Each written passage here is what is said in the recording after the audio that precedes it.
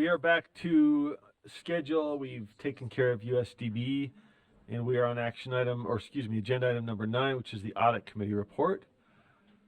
Are we turning that to Chair Hart or to our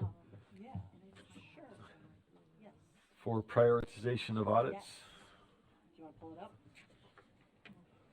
Pull it up. What do you mean? Pull up the back. Can we pull up? Who do you want to do what? Okay, on the screen you can see that we are recommending that attendance in public education and CTE program be the next 2 risk-based internal audits. I can answer any questions, or anybody from the audit committee can as well. Are there any questions or concerns with those 2 audits? Questions or comments? I don't see any lights. So do we need a motion to approve the recommendation from the audit committee?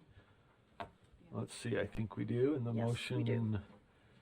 is teed up if somebody would like to make it. Okay. Or does that need to come from the committee? No? With audit? Okay. Nope. Member Reel's ready to go. I'm on the committee.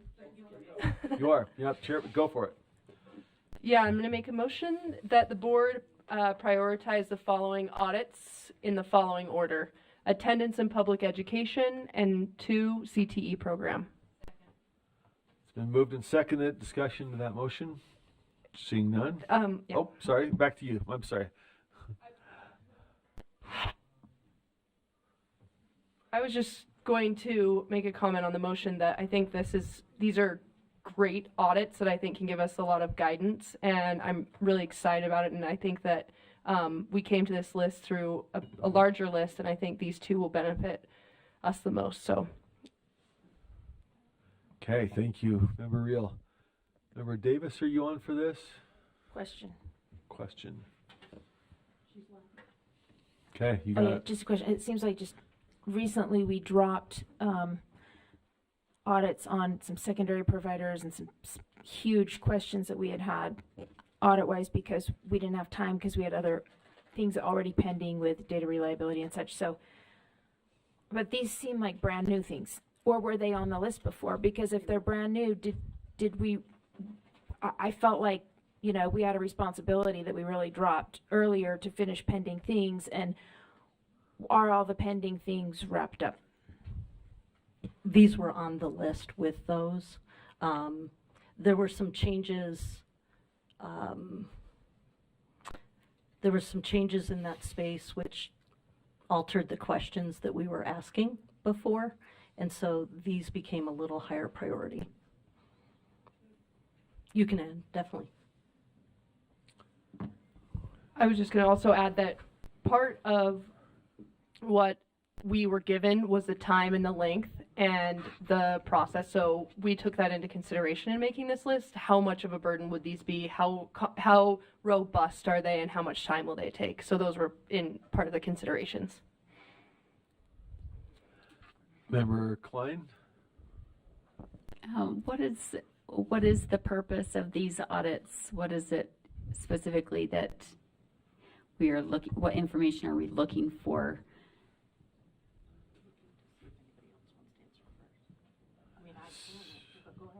Member Hymas, Member Reel? I can speak to the attendance in public education. One of the concerns that I had, and we spoke about this in our committee, was we all have our own ideas as to why people are leaving public ed, but we'd like to see what it is that is actually happening within the education system that is either driving people in or out of the system. So I understand that's probably just a piece of it, but that's one of the questions I had, right? Is why this is not like a truancy thing. This is I want to be a part of public ed or not. So I don't know if that clarifies a little bit, but that's the direction. Not a you've been gone for 20 days out of the 180. It's why are we leaving the system? Can follow up? Yeah. how are they planning, how is the audit going to ascertain that kind of information? Are they going out and interviewing people that have left the system? How is that going to be ascertained? The audit is just conceptual. They don't do that preliminary work until after we tell them to go ahead and do the preliminary work. And then they'll bring back an audit plan, and then we take it step by step. Okay, and I'm noticing it says also to discuss current risks and information needed for policy making and governance. Are there ideas that are in the works as far as policies, potential policies to address these issues? Right, absolutely not. So what the point of the audit is to gather as neutral information as possible and then hand that back to the board and to the agency to then come up with ideas on how to address the risks and the findings. So it's simply to do some fact finding and information gathering for us, for our body and for our staff. Okay, thank you. Further discussion, Member Reel? If you wanted a background on the CTE one, audit is looking at duplication and or how we are providing technical education in K through 12 and how we're providing technical education at our technical colleges, and if there's overlap and if there's excess resources or if there's an opportunity to partner with technical education, higher ed technical education and K through 12, and sort of like the big summary of like we do so much CTE in higher ed and in K through 12. Is there duplication there? And to add on to that, CTE fields have become very complex, and the equipment needed is very expensive, and we want to make sure that we're maximizing those resources for the benefit of the greatest number of students. So, Member Lear? And to the point, I'm sorry to keep jumping back and forth between these two audits, but to the discussion of attendance, and not to contradict Matt or Member Hymas, but we've seen there are numbers of studies and articles and editorials about attendance dropping dramatically in schools since the pandemic, that students have not come back. And so we generated a number of questions for the audit team. And one of my questions was, what do schools need to do? If we believe in public schools and that they're good places to be, then what can we do to, what are the reasons that students are not attending? Matt's saying, why are they not part of the public education system? But it doesn't help students to be part of the system that they don't attend or stay in bed too late or whatever. So I think that I was also interested in seeing why students were not attending. Again, not to punish, without that in mind, but just trying to get some information about the decline in attendance. and I think what marries those two ideas is this notion that school may be opt-in rather than something that people see value in.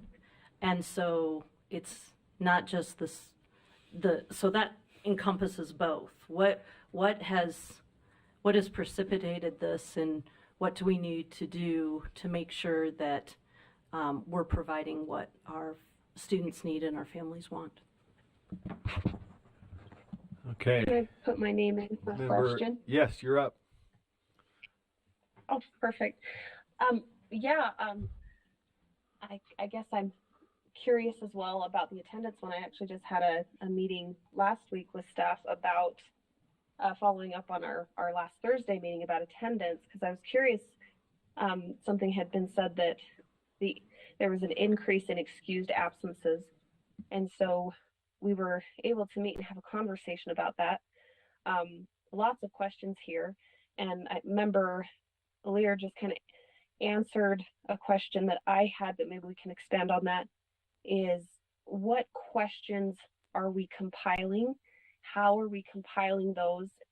Could we see those questions or add any to that list? How involved can board members be in inquiring about this audit and participating in maybe developing what it is we would like to get out of this audit? Vice Chair Hart? Yeah, you actually took the words right out of my mouth. We would love, that's why this item is here. It's designed to share that information with the board so that we can get the most robust set of research questions for that or audit questions. So if you will just forward them to me, I guess, and we'll forward them on to the committee and to our audit staff. What they generally do is take those questions and then come up with a variety of designs and directions, and they present it to the audit committee, and we move forward. That doesn't mean that it stays the same all the way through. As they do a version of discovery, other questions may come up, or we may find ourselves going in slightly different direction based on the findings. So it's somewhat fluid, but we definitely need those questions and would appreciate them. Could I follow up, please? You bet.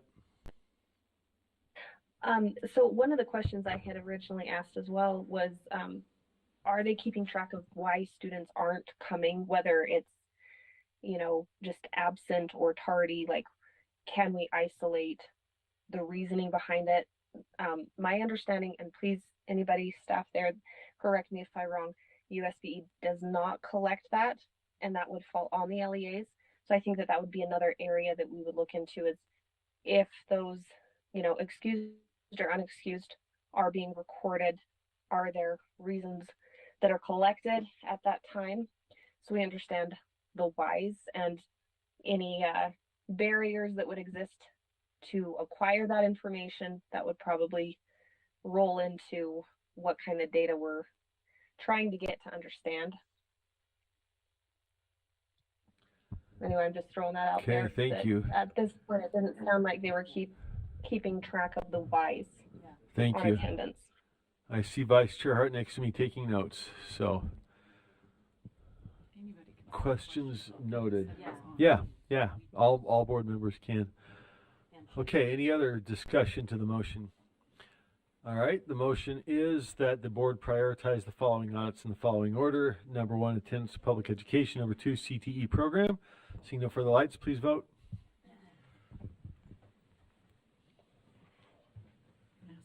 Green is a yes. Oh, sorry, yeah, and member Carey?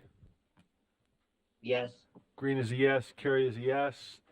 Voting concluded. That passes 14 with 1 abstention, 0 no's, and member Bogus is abstaining. Okay, that concludes the audit committee report.